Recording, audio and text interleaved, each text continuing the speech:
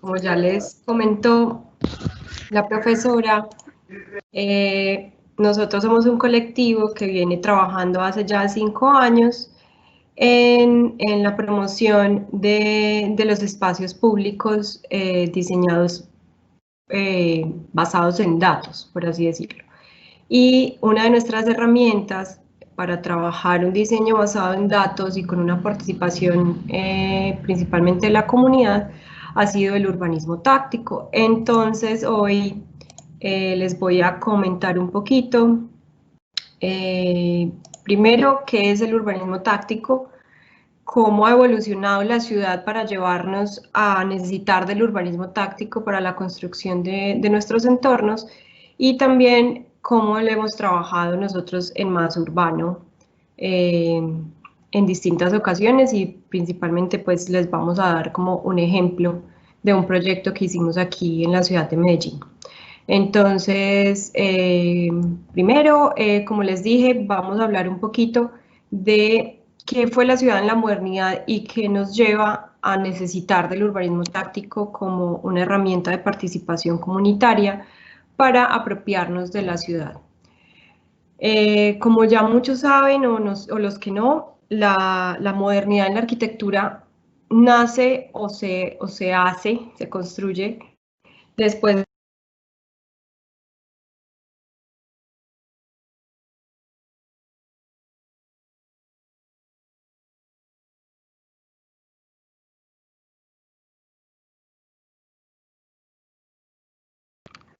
Hola, qué pena. Tengo algunos problemas con la conexión. No sé si siguen viendo la presentación. Sí, la estamos viendo.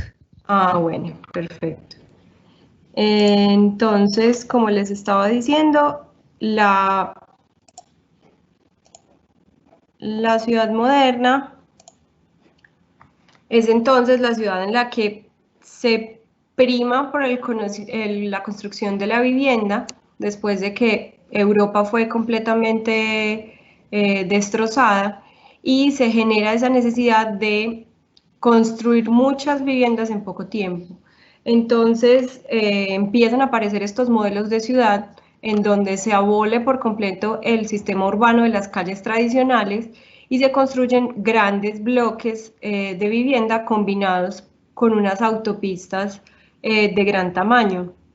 Las ciudades empiezan a segregarse dependiendo de las actividades, entonces el comercio se realiza por un lado, la vivienda se construye en otro, los centros de negocios en otro lado, lo que genera grandes desplazamientos y empieza a ser el automóvil un gran protagonista y a Ana tener... Carolina, Hola. qué pena interrumpirte, no se ve tu presentación, ¿puedes compartirnos de nuevo el escritorio, la Qué presentación? pena. ¿Ya? Déjame ver. Sí, Vale. perfecto. Ahora sí Cualquier ya. cosita me vas diciendo que yo no soy como, no veo mucho la presentación, entonces no Tranquila. sé si la están viendo o no. Ahora sí la Ah, estamos bueno. viendo. Entonces, como les estaba contando, este era el modelo con el que se construyeron las ciudades después de la Segunda Guerra Mundial, de grandes bloques y ciudades zonificadas, que generaron, después de ser construidos, muchos problemas sociales. En el caso, por ejemplo, de Brasilia, que fue una de las ciudades que se hizo, digamos, desde cero con este modelo de ciudad moderna, en donde los edificios son todos idénticos geométricamente y en su distribución en la ciudad, se han generado unas zonas de segregación, lo que ha generado como guetos o situaciones de pobreza y de delincuencia, que ha llevado a que en muchos casos, no en el de Brasilia, pero sí en muchos casos en donde se siguió este modelo como, como en Estados Unidos y en Europa, hayan tenido que ser demolidos estos bloques por el mismo problema que estaban generando socialmente. Entonces, ¿qué pasa después de que se construyen estas ciudades? Que las personas empiezan a ver la necesidad de apropiarse de estos espacios y de hacer unos cambios en los espacios que los rodean para sentir que son más de la comunidad. es más como un hecho político de hacerse cargo del espacio público y de mejorar sus condiciones.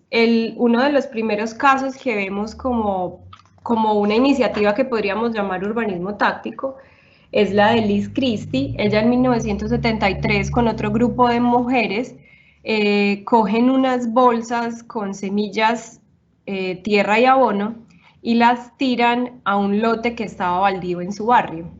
Ese lote era privado, pero no tenía ningún uso, y ella y sus hijos y sus amigas empezaron a sembrar de esa forma, tirando como unas bombas de semillas al lote baldío, y lo que generaron fue un gran jardín en ese lote. En este momento, 30 años después, ese lote ya es protegido por el Estado, dejó de ser un lote privado y es un lote público al que cualquiera puede entrar en Bowery, Houston, eso es en Nueva York.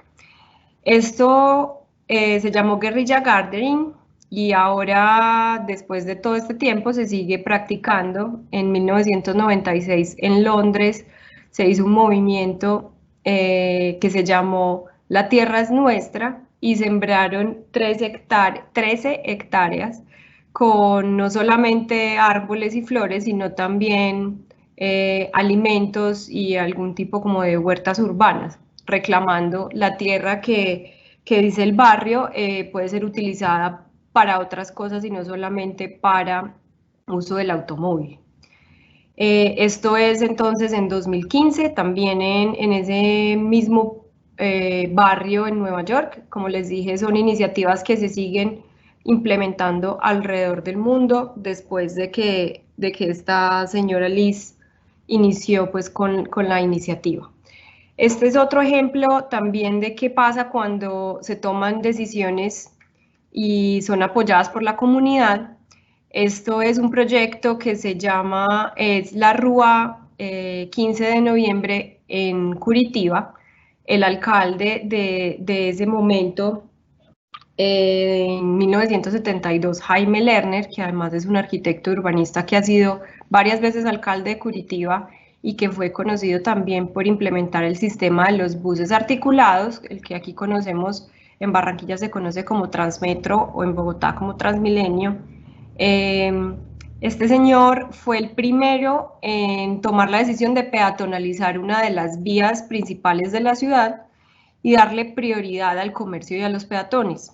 Entonces, cuando el gremio automotriz se da cuenta de que esto va a ser peatonalizado, sacan los carros y empiezan a pasar por encima de la obra que está siendo ejecutada. Entonces, lo que hace Jaime Lerner es que le pide a la comunidad y a un grupo de artistas y de niños que salgan a la calle y se tomen la calle para hacer una instalación artística y no permitir que los carros sigan transitando como estaban haciendo. El resultado es esto, que es en este momento lo que es una de las vías principales del comercio en Curitiba. Fue la primera vía peatonalizada en el Brasil y que llevó pues a un cambio de toda la ciudad y detonó pues cambios importantes también en Latinoamérica. Otro ejemplo de lo que podría ser como inicios de urbanismo táctico fue algo que se llamaba parques portables.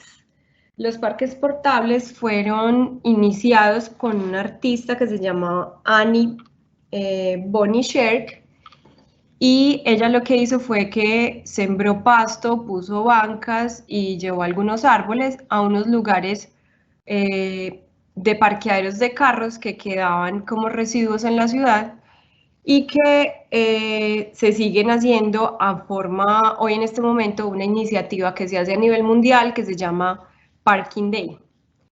Aquí más local, también tenemos un ejemplo como de un inicio de que fue una apropiación de la calle, fueron las ciclovías o son las ciclovías que se siguen realizando en el país.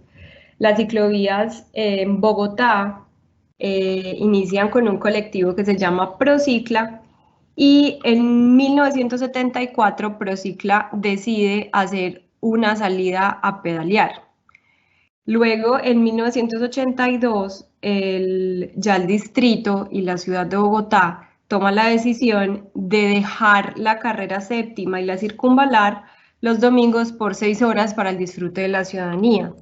Estas ciclovías han sido referentes a nivel mundial, inclusive para Nueva York y grandes ciudades que han tomado la decisión de cerrar vías principales porque fueron el inicio de tomarse esas calles de, digamos, de gran tamaño para que la ciudadanía pueda disfrutarlas.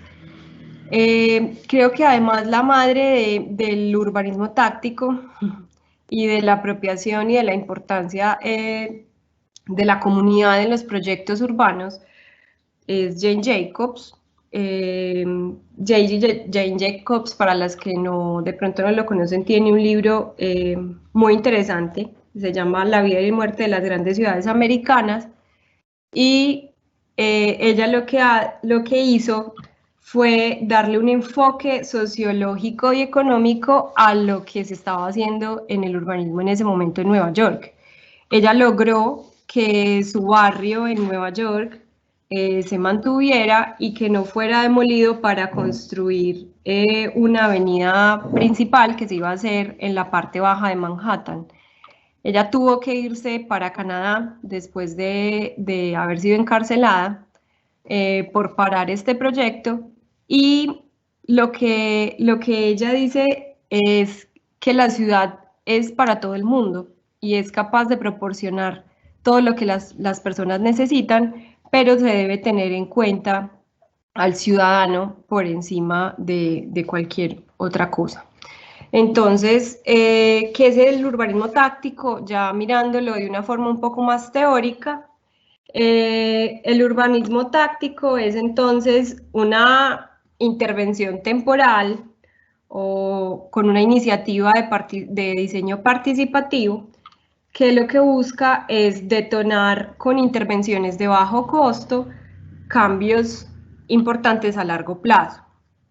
Esto es una intervención que nosotros hicimos aquí en Medellín, en una calle del barrio Colombia, que es un barrio industrial de la ciudad, en donde en el día hay muchísima actividad porque está toda la actividad del comercio y de los, pues, del comercio en sí de la zona, pero en la noche este comercio cierra y estas calles se quedan completamente vacías.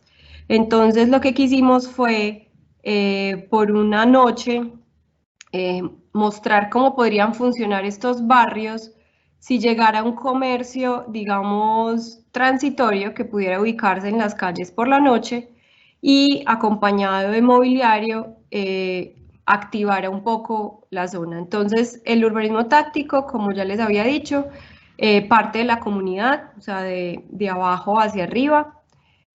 Son iniciativas participativas que buscan que las personas hagan parte de la construcción y de la evaluación de las actividades, que son adaptables a las condiciones de cada entorno y que tienen un bajo costo y pueden ser evaluadas para poder luego ser determinadas si es posible que se haga un diseño definitivo basándose en lo que pasó con el urbanismo táctico. Entonces, nosotros desde Más Urbano tomamos el urbanismo táctico como una de las estrategias que podemos implementar para diseñar basándonos en datos, para crear ciudades más humanas. ¿Cómo se puede diseñar basándonos en datos? Nosotros pensamos que se toman dos tipos de datos cualitativos y datos cuantitativos. Dentro de los datos cualitativos, hacemos ejercicios de percepción ciudadana. Primero, identificamos cuál es la comunidad en donde queremos trabajar, cuáles son sus necesidades y sus problemáticas, mirar también potenciales, no solo las necesidades de las comunidades. Las personas tienden solo a hablar de lo que se necesita, pero muchas veces es más importante escuchar cuáles son los potenciales que tiene la comunidad para mirar qué intervenciones se pueden realizar. Se realizan talleres en donde estas comunidades nos cuentan un poco de qué es lo que pasa en sus barrios, cómo se pueden resolver, cuál es la esquina en donde más personas habitan o si tienen algún problema de inseguridad, de percepción de seguridad. Se hacen visitas y observaciones en campo para poder tener un poco más claro el contexto de lo que se está hablando y se revisan cuáles son las expropiaciones temporales. Muchas veces la misma comunidad busca cómo solucionar el problema del cual se están quejando. Muchas veces es una necesidad de una banca, como en el caso de la foto, o es un problema de basuras y ellos mismos buscan por medio de apropiaciones cómo solucionar esos problemas. Y el urbanismo táctico aparece aquí como una de esas herramientas en donde con la participación de la comunidad podemos hacer intervenciones cortas, de bajo costo, que nos dicen mucho porque digamos que partiendo de la construcción comunitaria o de la participación de la comunidad en la construcción del proyecto, uno puede identificar muchas otras necesidades o muchas otras potencialidades que tiene el sitio que estás interviniendo. Entonces el urbanismo táctico no es solamente una herramienta de participación, sino al mismo tiempo nos sirve como una herramienta de evaluación de qué pasa en el entorno y de si la intervención que se está realizando puede funcionar de esa manera o si debería ser de otra forma. Ya dentro del otro tipo de medición, que son los datos cuantitativos, es tener un poco más de información sobre el sitio donde se va a trabajar. Esto es un ejemplo de lo que hace Jan Gehl, que creo que es uno de los precursores de diseñar basándose en datos y que ha sido además referente para intervenciones de urbanismo táctico en muchas partes del mundo, y es tomar todos los datos posibles de la zona en la que se va a intervenir. En este caso es una calle en Sydney, en donde toman datos de cuántas personas pasan, dónde se paran las personas, si el sol o la sombra inciden en dónde están paradas estas personas, cómo es el comercio, si hay fachadas abiertas, si hay fachadas cerradas, cuál es la percepción de seguridad de las personas dependiendo de estas fachadas. Mucha información que uno puede sacar de pararse un rato y sacar algunos datos cuantitativos por medio de conteos o mediciones en el sitio. Entonces, mostrándoles un poquito cómo se ha hecho el diseño basado en datos y partiendo del urbanismo táctico como una de estas herramientas, empezamos por Nueva York, que creo que ha sido un caso exitoso y además bastante famoso en el mundo, que desde el 2008 inicia una transformación completa de la ciudad, buscando que más personas puedan vivir, que sea mucho más atractivo y más costoso el metro cuadrado dentro de la ciudad, pero solucionando el problema que tenían de alto tráfico y falta de parqueo. Entonces ellos lo que hacen es que toman la decisión de priorizar zonas peatonales por encima del tráfico vehicular, garantizando que muchas más personas se puedan mover en la ciudad, promover las ciclorrutas y la bicicleta como el medio de transporte, construyendo 57 kilómetros de ciclorrutas inicialmente, y buscando que estos espacios emblemáticos como Times Square y otros lugares en la ciudad se vuelvan unas plazas, unas grandes plazas urbanas. Inicialmente su meta eran 50 plazas que al inicio por la necesidad y también por la manera en cómo se implementó, fueron hechos con materiales de bajo costo. En Times Square inicialmente se hicieron 420 reuniones más o menos con la comunidad y se planteó un proyecto de urbanismo táctico por medio de bancas sencillas de plástico y sillas normales, en donde se disponen estos elementos y después se toman las medidas de cómo funciona la calle después de haber sido implementado esta intervención. En el caso de Times Square, luego de ser implementado, se incrementaron las ventas de los locales cercanos en un 170%, cuando inicialmente los comerciantes habían dicho que este iba a ser, digamos, el acabose para esta zona porque no iban a permitir que pasaran por ahí los carros. Entonces creo que Nueva York ha generado en el mundo una clara postura de lo que pasa en nuestras ciudades cuando tomamos este tipo de decisiones y que muchas veces es necesaria una intervención, en este caso temporal, para demostrar que tu argumento es válido o no. Times Square en este momento ya tiene un proyecto definitivo que se hizo en base a las decisiones que se tomaron según lo que se vio en el urbanismo táctico. Otro ejemplo en el mundo son las supermanzanas de Barcelona, que a partir del 2013 la Municipalidad de Barcelona decide hacer unos superbloques en donde solamente se iba a permitir el tránsito de vehículos en un perímetro externo, dejando 9 manzanas, digámoslo, encerradas por estas grandes vías por donde pasaban los vehículos y pacificando las vías al interior de estas supermanzanas.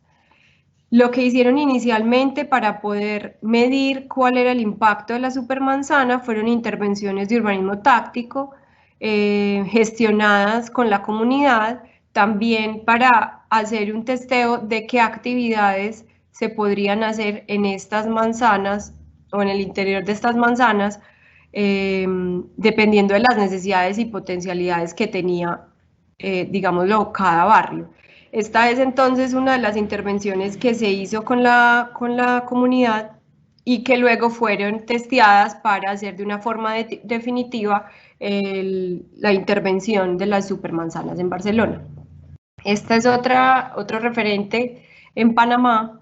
Esto es de un colectivo que se llama Ciudad Emergente de Chile, que combinan las dos cosas, una intervención física de urbanismo táctico que al mismo tiempo con algunas otras herramientas, como lo que vemos en la parte derecha de la pantalla, que buscan preguntarle a la comunidad cómo se relacionan, cuáles son sus problemas, cómo son los potenciales, qué quisieran que pasara en la calle, muchas cosas. Entonces lo que hace es que la intervención no solamente hace no solo sirve para tomar datos cuantitativos de cómo funciona la intervención, sino que al mismo tiempo es acompañada por una toma de datos cualitativos que lo que hace es que sea mucho más rico como el proceso y la evaluación de este tipo de intervenciones. ¿Cómo lo hemos hecho nosotros en Más Urbano? ¿O qué hemos hecho nosotros en Más Urbano? Les voy a contar particularmente un proyecto que hicimos en un barrio de la ciudad, se llama el barrio Aguacatala. Es al suroriente de la ciudad, en los límites con el municipio de Envigado y cercano a la Universidad de AFIT, que es una de las principales universidades de aquí de la ciudad. Entonces, este barrio era un barrio tradicional de familias muy grandes, con casas bastante grandes, que ahora, por las mismas condiciones de su ubicación, se ha vuelto más un barrio de servicios, en donde hay más oficinas, centros de salud que vivienda. Entonces, lo que hicimos principalmente fue eso, hacer una contextualización un poco de cuáles son los usos de este barrio para saber cuál era la problemática y a qué nos estábamos enfrentando. Luego de tener un contexto un poco más general de los usos, fuimos al barrio, identificamos cuáles eran los principales problemas que se encontraban allí. Este barrio lo usan los trabajadores del mismo barrio y los estudiantes de la universidad como paso para para conectarse con la estación del metro de Aguacatala. Entonces, camina mucha gente y en mucha zona del barrio no existe, digámoslo así, condiciones de accesibilidad o de infraestructura suficiente para caminar. Entonces identificamos que hay dos esquinas por las que más caminan las personas y lo que hicimos fue sentarnos una mañana y una tarde a contar cuántas personas pasaban por cada esquina y cuáles eran sus recorridos para identificar un poco cuáles son las condiciones de los peatones de las zonas y identificamos que hay dos esquinas donde principalmente se reúne la mayor cantidad de personas que caminan. También identificamos un problema adicional que es el parqueo, la falta de parqueo. Digamos que hay unas zonas de parqueo regulado donde se cobra por el parqueo, que son utilizadas por los estudiantes de la universidad, y hay otras zonas que son los antejardines de las viviendas que son utilizados por las empresas o los centros de salud que están ahí en el barrio. Lo que hace es que mucha del área libre o de espacio público que tiene el barrio es utilizada como parqueo, como parqueadero. Entonces, partiendo de estos puntos que estuvimos analizando, identificamos algunas zonas que tienen mayor conflicto. Algunas tienen mayor conflicto por la velocidad que alcanzan los vehículos, sobre todo en la zona media de las cuadras, y otras por la falta de infraestructura o de espacio para caminar. También identificamos que hay un área que es una gran zona verde en la que los peatones prefieren no caminar por ahí por una percepción de inseguridad que se tiene de esa zona. Hicimos también entonces, después de hacer todo un análisis o de tomar estos datos cuantitativos, quisimos hacer unos talleres con los estudiantes de la universidad y con personas del barrio para que nos contaran un poco qué pasa en el barrio y cómo quisieran que fuera el barrio. Entonces hicimos primero una charla explicándoles un poquito cuál había sido el análisis del barrio y luego hicimos unos talleres en donde ellos nos proponían cómo quería que fuera la calle y cuáles eran para ellos las soluciones que se debían tomar en cuenta para mejorar estas condiciones problemáticas que ellos ya habían identificado. Entonces, luego de tener ese taller o de haber hecho esa identificación con los estudiantes y las personas del barrio, hicimos una propuesta temporal que lo que buscaba era reducir la velocidad en los puntos que ya habíamos identificado como peligrosos, mejorar la zona verde en donde se tenía una percepción de inseguridad mayor, buscando activarla por medio de intervenciones temporales con actividades recreativas y además mejorar las esquinas que llevaban, principalmente la esquina que llevaba a la estación del metro, donde se reunían más personas en la mañana y en la tarde, porque además había presencia de un vendedor informal que vendía buñuelos y fritos con café. Entonces muchas personas cuando venían de la estación del metro compraban su café o su desayuno y se quedaban un rato en la esquina.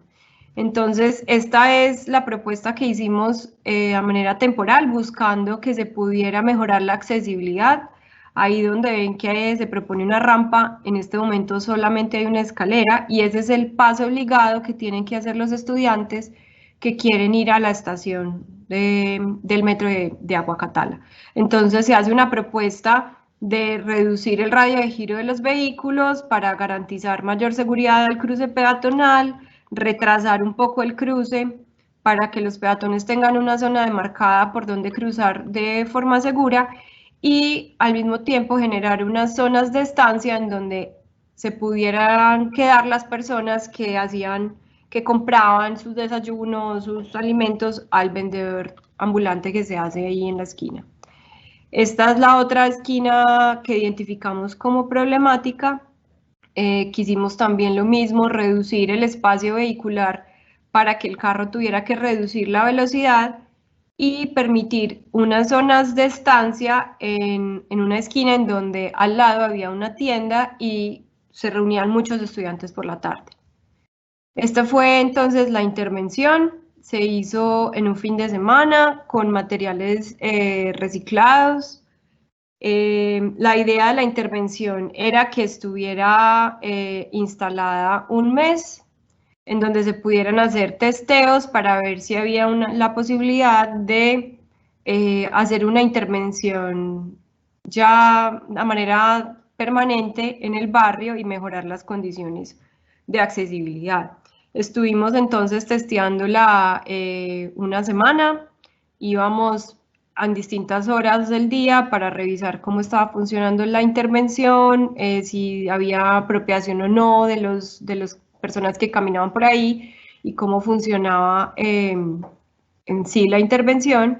Y, por ejemplo, en este caso nos dimos cuenta de que el camión de Coca-Cola no giraba con la demarcación que nosotros habíamos propuesto, entonces tocó hacer algunas modificaciones para que el camión no tuviera ningún inconveniente en girar y pudiera de todas maneras funcionar de forma segura para los peatones la demarcación.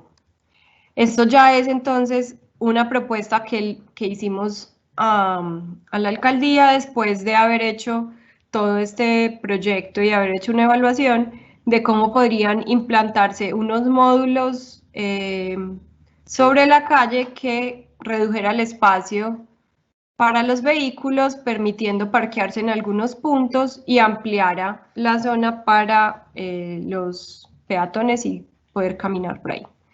Entonces eso es más o menos lo que hacemos nosotros. No sé si tengan alguna pregunta, con mucho gusto se los puedo responder.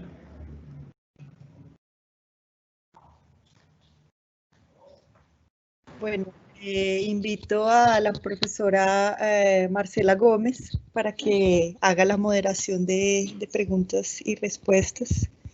Quien quiera aprovechar la presencia de la arquitecta Ana Carolina para hacer sus preguntas. Hola, dale. Pues aquí tenemos un panel del chat de la reunión, aún nadie se anima. Aquí hay pues estudiantes de diferentes semestres y asignaturas. A ver si se animan a hacer cualquier pregunta, porque pues el tema es súper interesante y lo están utilizando en sus proyectos, los vemos también en la teoría de algunas clases de las ramas del urbanismo, entonces creo que es súper interesante y bastante atractivo para ellos. Hemos hablado mucho en clase y por eso queríamos hacer como este conversatorio, a ver si les damos un chance de que se animen a hacer preguntas.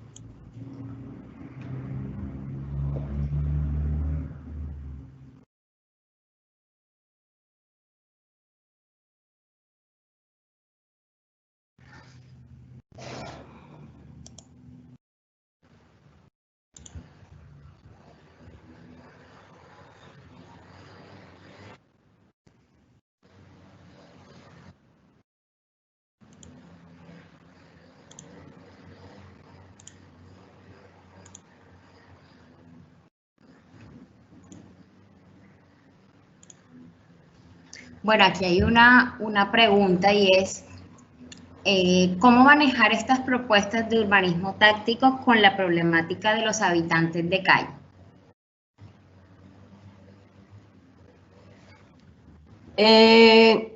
No sé si pues de pronto se refieren a que los habitantes sean los que usen estas intervenciones o al vandalismo que se genera en algunos casos por, digámoslo, que ellos hacen sobre las intervenciones. No sé Yo si... creo que podríamos responder a las dos, si te parece. Bueno, digamos que nosotros hemos tenido la experiencia aquí en Medellín con una intervención que hicimos en el Parque de San Antonio, que es digamos, uno de los parques principales del centro de la ciudad, que tiene problemas principalmente porque es habitado por este tipo de personas en condición de calle. Y lo que nos pasó fue que el día que la instalamos, ellos estuvieron pendientes de qué se iba a instalar. Y mientras la intervención estuvo, digámoslo, bien instalada y toda organizada, no hubo ningún problema de vandalismo. El problema fue luego de que la policía prestó el parque para un evento público en donde se, digamos, desordenaron los elementos, que ellos vieron que ya había como la posibilidad de empezar a llevarse los elementos. Entonces no sé si de pronto digamos que la solución, porque creo que es bastante complejo, muchas de estas personas ven en los elementos que ponemos en el urbanismo táctico una posibilidad de un ingreso, o sea, porque son materiales de bajo costo que ellos pueden vender como reciclaje. Creo que sería muy valioso poderlos integrar a ellos en caso de que ya se identifique que son personas que están ahí en esos lugares, poderlos integrar también a ellos a la intervención, si ellos quisieran participar de alguna manera. Y la otra es estar muy pendiente de que las cosas sí se mantengan organizadas y puestas como se debe. Yo sé que es muy complejo porque muchas veces son intervenciones de bajo costo, que uno no tiene mucho presupuesto para estar haciendo mantenimiento, y pues la intención no es que duren muchos años pues en esos sitios, sino que sean para hacer una evaluación y luego pueda ser un proyecto ya definitivo, pero sí de pronto buscar que se mantengan organizadas o se mantengan, no sé, instaladas la mayor parte de las cosas para que ellos vean que se mantiene bien, porque creo que en el momento en que una cosa empieza a perderse y ya se deja como medio ahí, seguirán perdiéndose. O sea, creo que es como estar pendiente de poderle hacer mantenimiento y de que se mantengan las cosas organizadas. Vale, ya ahora aquí sí ya tenemos varias preguntitas, entonces hay una que dice, este es anónimo, ¿qué tan acertados son los estudios realizados para que el gobierno implemente las propuestas?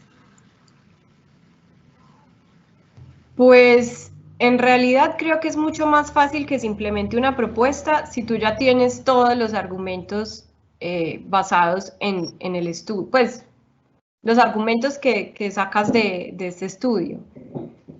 Nosotros inicialmente hacemos las propuestas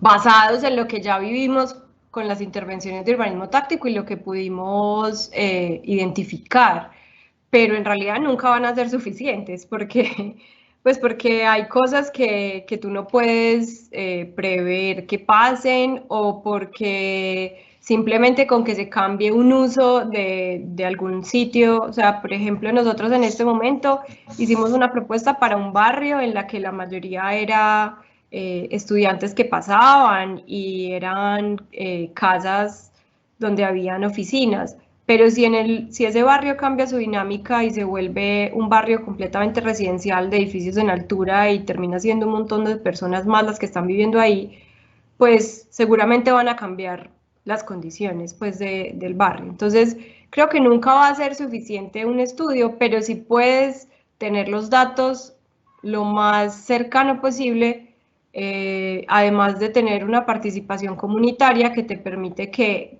lo que vayas a hacer ahí tenga una mayor aceptación por parte de la comunidad y que al mismo tiempo pueda tener una apropiación. Vale, tenemos otra aquí, de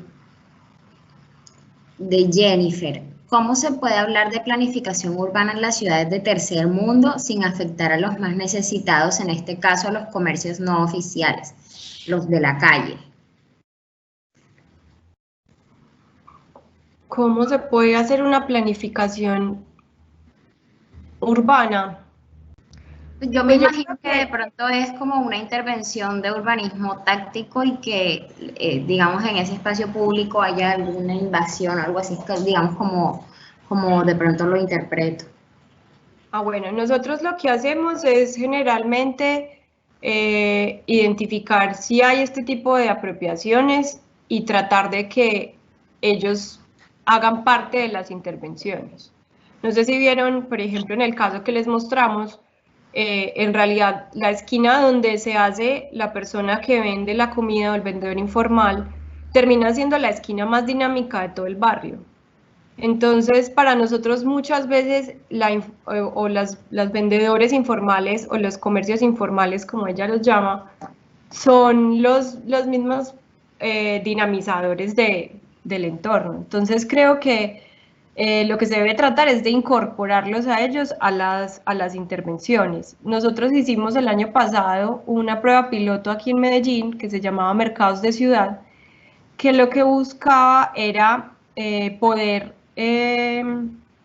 implementar unos mercados una vez a la semana, 3 días a la semana, para que personas que normalmente están en la calle vendiendo se pudieran organizar de una forma, digamos, un poco más llamativa a modo de mercados. Entonces creo que es incorporarlos también a ellos en las intervenciones que se van a hacer. Obviamente habría que mirar cada contexto. O sea, es distinto tú decir que vas a incorporar a 10 a que vas a incorporar a 50. Pero creo que es importante ver que ellos también son una oportunidad para dinamizar los proyectos y dinamizar los espacios públicos. Vale, otra pregunta es, ¿con la comunidad realizan algún trabajo a posteriori o solo observan su adaptación? Ay, qué pena, ¿me repites? Dice, ¿con la comunidad realizan algún trabajo posteriori o solo observan su adaptación?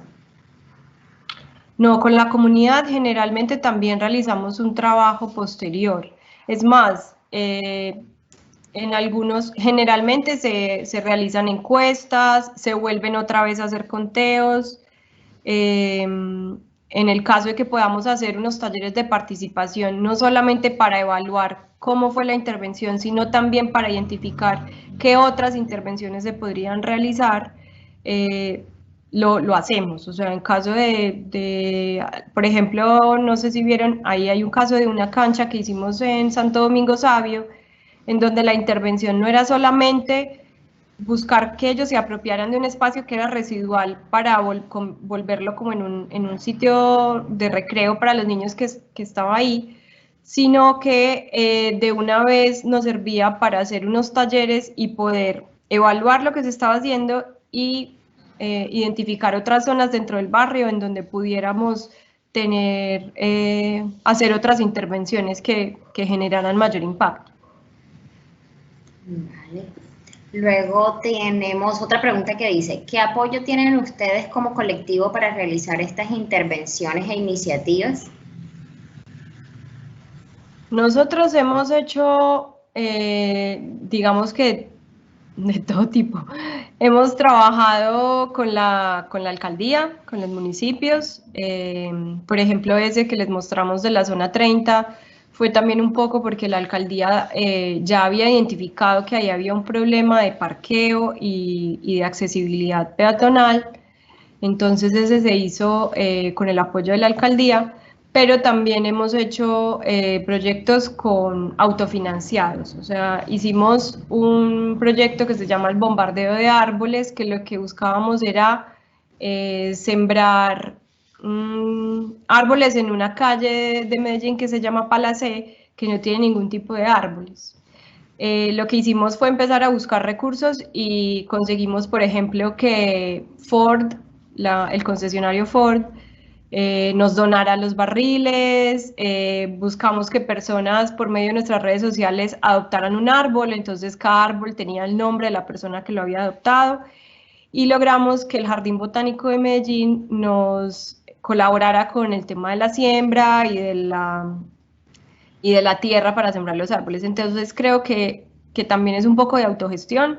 Ya luego los comerciantes fueron los encargados como de apadrinar cada árbol, entonces en este momento se suponía solo una intervención que iba a durar solamente un año, pero cuando fuimos a retirar los árboles, los comerciantes no nos dejaron porque ya se habían apropiado pues como de los árboles. En este momento ya Palace tiene una intervención definitiva, se hicieron unas jardineras ya digamos como donde se habían ubicado los árboles, entonces la intervención cumplió pues como con su ciclo, aunque los árboles se dejaron ahí, se corrieron pues como para otra zona porque los comerciantes pues quisieron conservar los arbolitos, pero hemos hecho proyectos con apoyo de otras organizaciones también, internacionales o locales en otras ciudades y, y autofinanciados, sí, pues o sea, gestionando con donaciones de otras empresas.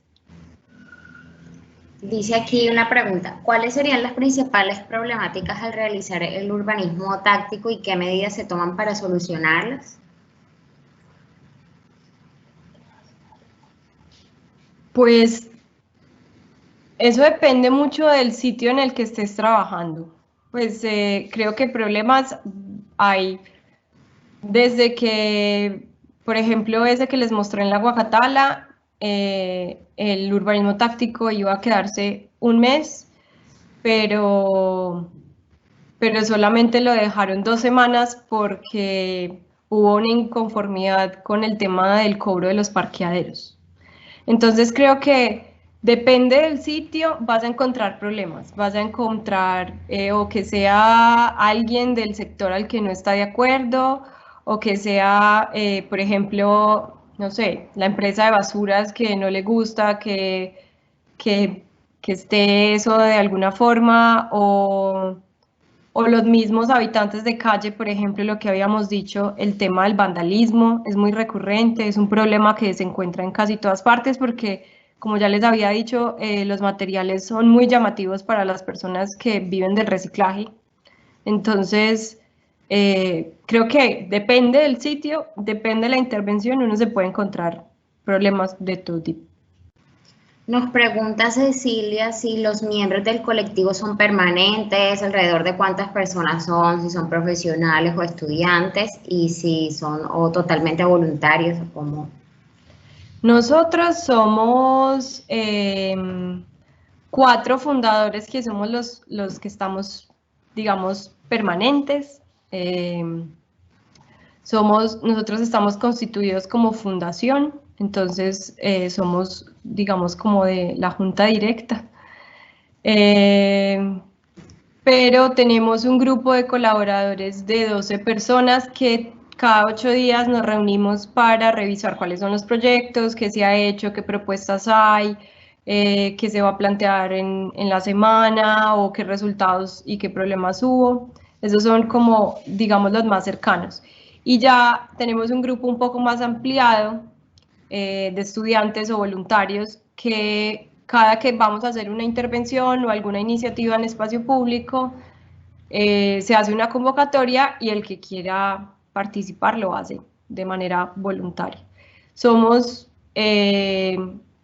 profesionales de muchas disciplinas, digamos que los que estamos aquí sentados de manera permanente somos arquitectos, con especializaciones en urbanismo y sostenibilidad, pero dentro del grupo de colaboradores hay personas de muchas profesiones, hay politólogos, hay comunicadores sociales, hay filósofos, pues hay personas de muchas otras profesiones que nos ayudan y nos colaboran con todo este tema de las intervenciones, y no solo de las intervenciones, sino de de artículos o publicaciones o investigaciones, muchas otras cosas. Dale, yo creo que, bueno, hay bastantes preguntas, estoy escogiendo también algunas. Nos dice Luis, la participación directa de las comunidades en estas intervenciones aumenta el valor de la apropiación del espacio público. ¿Cómo manejar esto en lugares donde la población que está en constante interacción con el espacio público es en su mayoría población flotante?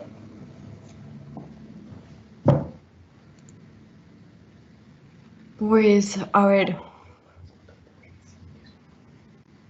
es que el urbanismo táctico en sí es una apropiación flotante, por así decirlo. Pues porque como buscamos que sea temporal, la idea no es que sea una intervención que va a estar ahí mucho tiempo. Entonces, lo que ayuda y lo que hace el urbanismo táctico es a socializar un poco lo que puede pasar en ese espacio. Entonces, creo que es muy difícil decir que las poblaciones flotantes no hacen parte de la interacción con el urbanismo táctico, porque de todas maneras puede ser que esté una semana, 2 semanas instalado y pues en esas 2 semanas vas a tener participación. Obviamente también depende del lugar. Pues hay lugares en los que hay una población flotante, pero al mismo tiempo hay una población estática, que te ayuda un poco como a socializar a los flotantes lo que se está haciendo. Por ejemplo, en Palacé, o sea, es una población principalmente flotante. Los árboles se instalaron para las personas que montaban en bicicleta.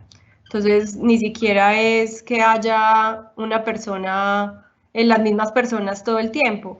Pero sí hay 2 o 3 comerciantes que están ahí fijo. Entonces, ellos son los que nos ayudan un poco como a socializar el urbanismo táctico, pues como a mantenerlo o a que esté vigente. Y también el hacer conteos previamente en el sitio, o sea, en el estar antes de hacer la intervención y hacer conteos, hacer videos, tomar fotos, te ayuda un poquito a identificar cómo es la población del lugar. Entonces creo que ya el planteamiento del urbanismo táctico también varía dependiendo de qué población vaya a estar dirigida. Hay una que me dejé por acá arriba que me parecía bastante interesante, es que cómo es el trabajo en sectores de mejoramiento integral, considerando que muchos tienen problemáticas sociales complejas. Digamos que nosotros tenemos poca experiencia en esos sectores, pero hemos hecho el trabajo en dos barrios aquí en la ciudad que pueden, yo creo que caben pues dentro del mejoramiento integral. Y es, como yo les dije, identificar además de las necesidades, identificar las potencialidades. Muchas veces en Medellín, pues, por ejemplo, tú te centras solamente como en cuáles son las necesidades de las personas y obviamente tienen unas necesidades muy grandes, como le estás diciendo ahí, un tema de desigualdad, de inequidad, de accesibilidad a educación, a salud, pero hay espacios dentro de los barrios que terminan siendo mucho más dinámicos y agradables que en el resto de la ciudad. Entonces, hemos logrado, por ejemplo, identificar espacios que ellos tienen en el barrio ya como un lugar de encuentro, pero que no tienen las condiciones necesarias para hacer eventos o para que los niños se recreen y convertirlos en eso mismo. Entonces es de pronto darles un poco de lo que les hace falta. Obviamente el urbanismo táctico no va a ser la solución para que estas personas tengan más acceso a educación, pero sí puede ser un detonante para identificar cuáles son esas potenciales y cuáles son esas necesidades. Aquí en Medellín hay una estrategia de planificación que se llaman los PUI, pues que ya es algo un poco más a una escala muchísimo más grande, pero que lo que buscaba era eso, y era identificar algunos proyectos o pequeñas intervenciones dentro de los barrios que terminaran haciendo un proyecto grande de intervención. Obviamente eso ya es a una escala pues de ciudad, pero uno podría buscar con el urbanismo táctico en esos barrios de mejoramiento integral, identificar unos punticos en donde las personas se sientan, no sé, más identificados o que sean más dinámicos dentro del barrio y buscar desde esos puntos detonar de pronto algunos cambios, que se lleven actividades culturales, que se puedan hacer áreas recreativas para los niños o que se pueda, no sé, por ejemplo, hacer jornadas de salud, pues como en algunos puntos del barrio que puedan empezar a incidir en esas problemáticas mayores que tienen. Dale, y creo que con esta podemos ir ya acabando. Dice, en el urbanismo táctico se debe hacer protagonista de la y dice protagonista entre comillas, de la intervención a los ciudadanos o solo se les debe, entre comillas, nuevamente incorporar, como lo has mencionado. Me gustaría saber tu opinión acerca de qué es lo que suele predominar más, lo que los especialistas escogen hacer o lo que los ciudadanos deciden que se haga o cómo balancear esto. Pues en el urbanismo táctico creo que sí es buscar hacer un balance, porque, por ejemplo, lo que hemos visto en las intervenciones, el técnico lo que hace es un poco una mirada más general de un contexto y revisa partiendo de datos cuáles son los problemas, si hay accidentes de tránsito, si hay una percepción de inseguridad, por qué hay una percepción de inseguridad, cómo podría mejorarlo. Pero al final es la comunidad o es la persona que va a ser parte o sea, va a hacer uso de este espacio el que te dice qué es o no el espacio. Y en realidad lo que busca el urbanismo táctico es poder incluir a todas las personas, así sea una minoría. O sea, creo que es buscar cómo llegar a un acuerdo entre las dos partes, entre la parte técnica y la comunidad. Porque muchas veces si tú lo dejas solo a la comunidad, ellos hay veces ni siquiera entienden por qué pasan las cosas o porque hay más accidentes en una esquina o porque yo no paso por esa cuadra porque me asusto. O sea, entonces creo que el urbanismo táctico lo que hace es que le ayuda a las personas a entender un poco qué es lo que pasa en su barrio y cómo se puede solucionar. Entonces creo que es como parte y parte. Obviamente la comunidad tiene mucho que decir, pero es desde la mirada técnica y la conversación con la comunidad que se puede construir un proyecto. Bueno, dale. Por aquí ya no tengo. Ah, bueno, ya creo que sí, ya está. Así es la última pregunta. Es: al momento de diseñar un espacio público, ¿qué es lo primero que tendrías en cuenta?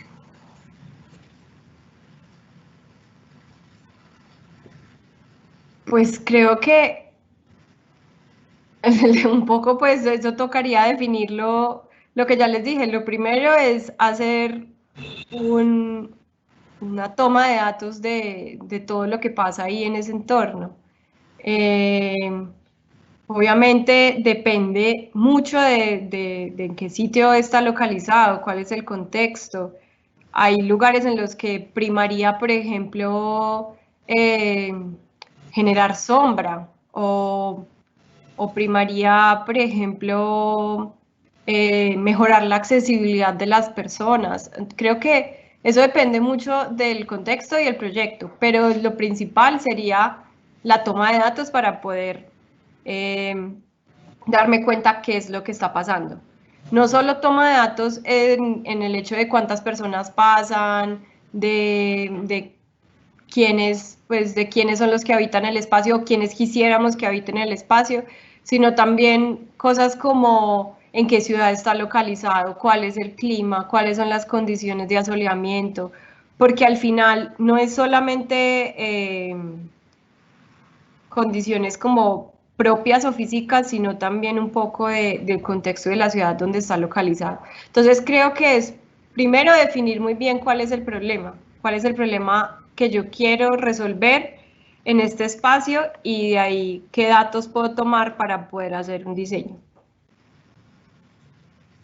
Bueno, dale, entonces yo creo que ya no hay más preguntas. Agradecerte nuevamente por haber aceptado nuestra invitación y compartir todas estas experiencias con nosotros y con los estudiantes a través de este medio. No sé si Sandra quiere agregar algo más. No, yo quiero, bueno, también agradecer nuevamente a Ana Carolina. Esperamos tenerlos prontos cuando se acabe toda esta pandemia. Esperamos que ustedes puedan venir a Barranquilla a hacer muchos proyectos de urbanismo táctico en la ciudad. Y quiero invitar a los que están presentes a que continúen asistiendo a nuestros webinars. Cada semana tenemos un invitado especial.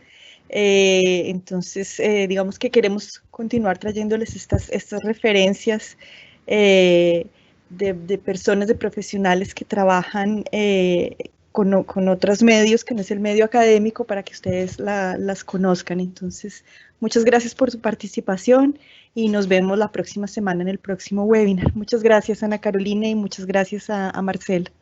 Muchas gracias a ustedes también por la invitación. Bueno, chao, que estén muy bien. Hasta luego. Chao. Chao. Chao.